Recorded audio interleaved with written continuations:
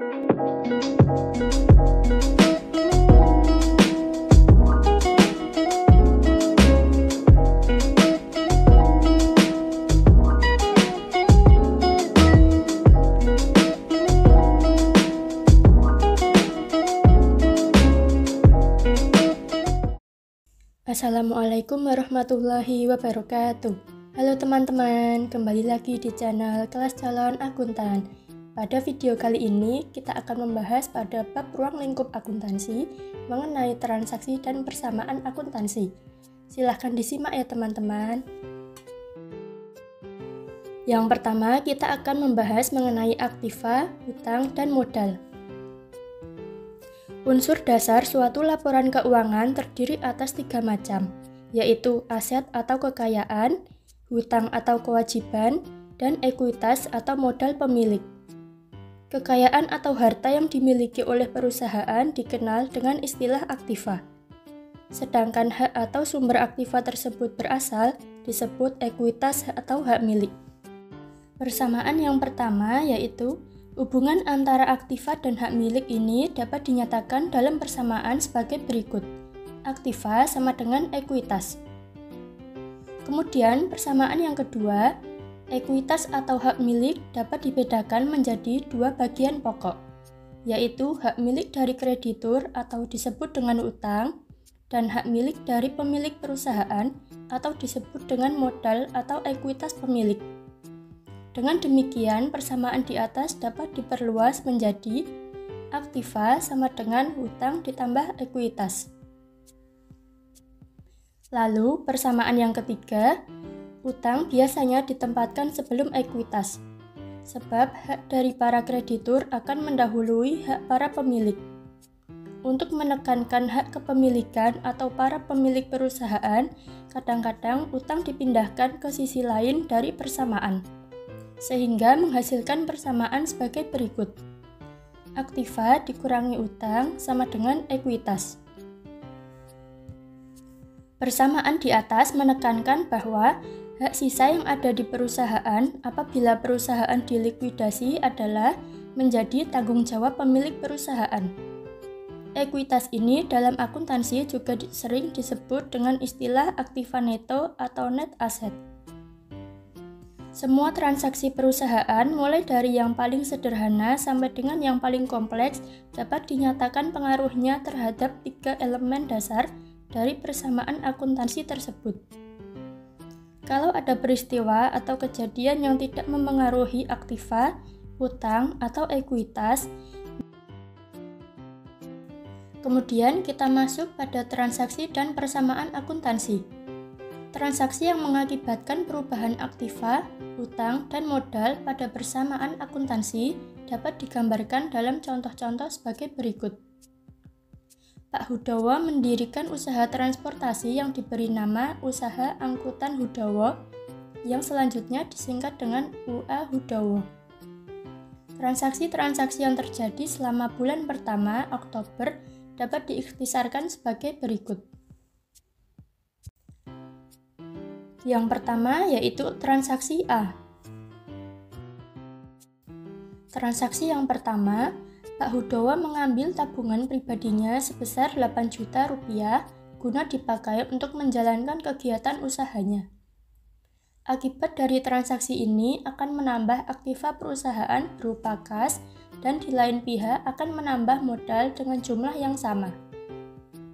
Sesudah transaksi tersebut terjadi, persamaan akuntansi pada UA Hudowo akan tampak sebagai berikut.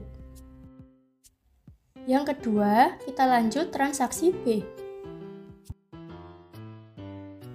Transaksi B, Pak Hudowo membeli sebuah kendaraan untuk digunakan sebagai alat pengangkutan seharga 5 juta rupiah yang dibayar tunai. Transaksi ini mengubah komposisi aktiva tetap, tidak mengubah jumlah totalnya. Elemen-elemen persamaan sebelum dan sesudah transaksi ini tampak sebagai berikut. Transaksi di atas juga tidak mengubah keseimbangan antara aktiva dan ekuitas. Komposisi aktiva berubah, sekarang terdiri atas kas 3 juta rupiah dan alat angkutan sebesar 5 juta rupiah. Selanjutnya, yang ketiga, transaksi C. Untuk soal transaksi C sebagai berikut. Selama bulan tersebut, Hudowo membeli bensin, oli dari berbagai pihak yang akan dibayar kemudian. Seluruhnya berjumlah 385.000. Jenis transaksi ini dikenal dengan nama pembelian secara kredit, dan utang yang timbul disebut utang dagang atau utang usaha. Dalam praktik sebuah pembelian akan dicatat pada saat terjadinya dan untuk itu digunakan catatan terpisah untuk setiap kreditur. Efek dari transaksi ini akan menambah aktiva dan menambah utang dagang masing-masing sebesar Rp385.000. Yang keempat yaitu transaksi D. Selama bulan tersebut telah dibayar utang kepada kreditur sebanyak Rp250.000. Transaksi ini akan mengurangi jumlah aktiva maupun utang sehingga persamaan akuntansinya menjadi sebagai berikut. Tujuan didirikan perusahaan adalah untuk mencari laba atau dengan kata lain ingin menambah jumlah ekuitasnya atau modal pemiliknya. Untuk itu, perusahaan harus melakukan kegiatannya yaitu menjual barang atau jasa. Penjualan barang atau jasa dapat dilakukan bila perusahaan memiliki barang atau jasa tersebut. Kalau tidak memilikinya, perusahaan harus mengusahakan untuk dapat memperolehnya. Usaha ini tentu saja membutuhkan biaya atau beban. Beban ini akhirnya akan dibandingkan dengan pendapatannya untuk dapat menghitung pertambahan bersih modal pemilik. Dengan demikian, transaksi pendapatan atau penjualan akan menambah jumlah modal pemilik. Sedangkan transaksi beban akan mengurangi modal pemilik. Kenaikan modal bersih ini akan merupakan laba yang diperoleh untuk masa tersebut. Kemudian yang kelima adalah transaksi E. Transaksi E apabila selama bulan tersebut transaksi pendapatan usaha angkutan Hudowo adalah sebagai berikut. Pendapatan sewa mobil sebesar Rp600.000 yang Rp200.000 diterima per tunai atau kas, sedangkan sisanya Rp400.000 baru akan dibayar sebulan lagi. Transaksi tersebut menyangkut elemen kas, piutang usaha atau tagihan, serta modal dan akan tampak dalam persamaan akuntansi sebagai berikut. Kita lanjut transaksi berikutnya yaitu transaksi F. Selama bulan tersebut, dalam usahanya untuk memperoleh pendapatan sewa perusahaan mengeluarkan kas untuk membayar biaya-biaya sebagai berikut. Yang pertama, terdapat pemakaian bensin dan oli. Yang kedua, membayar sewa kantor selama sebulan.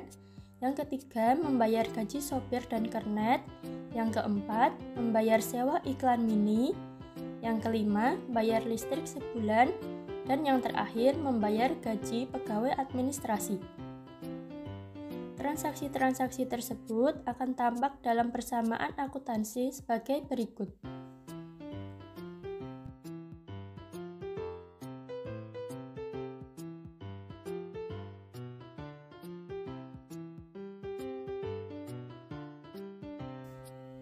Selanjutnya, untuk transaksi yang terakhir yaitu transaksi G.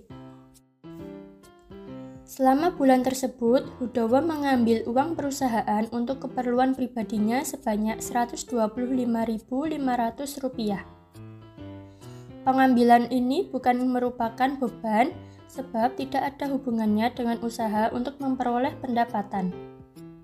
Transaksi ini merupakan pengurangan modal pemilik dan untuk membebankan dengan transaksi operasional, transaksi ini diberi keterangan privat atau pribadi dari Tuan Hudowo.